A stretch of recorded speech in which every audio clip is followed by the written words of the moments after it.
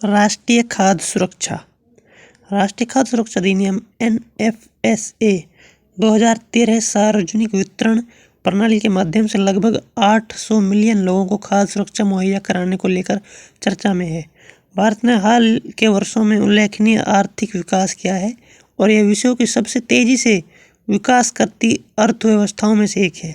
हालांकि भारतीय अर्थव्यवस्था की विभिन्न उपलब्धियों के बावजूद देश में गरीबी और खाद्य सुरक्षा की स्थिति अभी भी चिंता का विषय है।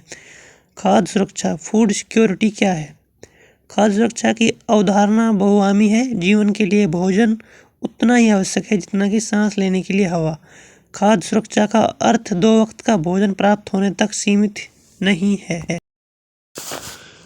इसके निम्नलिखित आयाम हैं: देश के भीतर खाद्य का उत्पादन, खाद्य का आयात और सरकारी अन्न भंडारों में स्टॉक की उपलब्धता। खाद्य तक बिना किसी भेदभाव के प्रत्येक व्यक्ति की पहुंच हो। आहार संबंधी आवश्यकताओं की पूर्ति हेतु पर्याप्त, सुरक्षित और पौष्टिक खाद्य खरीदने के लिए व्यक्ति के पास पर्याप्त धन का होना। भारत में खाद्य सुरक्षा के लिए वर्तमान ढांचा। संवैधानिक प्रावधान। हालांकि भारतीय संविधान में खाद्य या भोजन के अधिकार के संबंध में कोई स्पष्ट प्रावधान नहीं है। संविधान के अनुच्छेद 21 में निहित जीवन के मूल अधिकार की व्याख्या में मानवीय गरिमा के साथ जीने के अधिकारों को निहित माना जा सकता है और इस क्रम में भोजन का अधिकार एवं अन्य मौलिक आवश्यकताएं भी इसमें शामिल होंगी। Buffer stock. यह भारतीय खाद्य निगम food corporation of India FSI का मुख्य उत्तरदायित्व है कि न्यूनतम समर्थन मूल्य MSP पर खाद्यान्न की खरीद करे और विभिन्न स्थानों पर अवस्थित अपने गोदामों में इन्हें संग्रहित रखे तथा वहां से आवश्यकता के अनुसार राज्य सरकारों को इसकी आपूर्ति करे। नंबर 2, सार्वजनिक वितरण प्रणाली। समय के साथ सार्वजनिक वितरण प्रणाली PDS देश में खाद्य अर्थव्यवस्था के प्रबंधन के लिए सरकार की नीति का एक महत्वपूर्ण अंग बन गई है। PDS के तहत वर्तमान में वितरण के लिए राज्यों, केंद्र शासित प्रदेशों को गेहूं, चावल, चीनी और केरोसिन तेल जैसी वस्तुओं का आवंटन किया जा रहा है।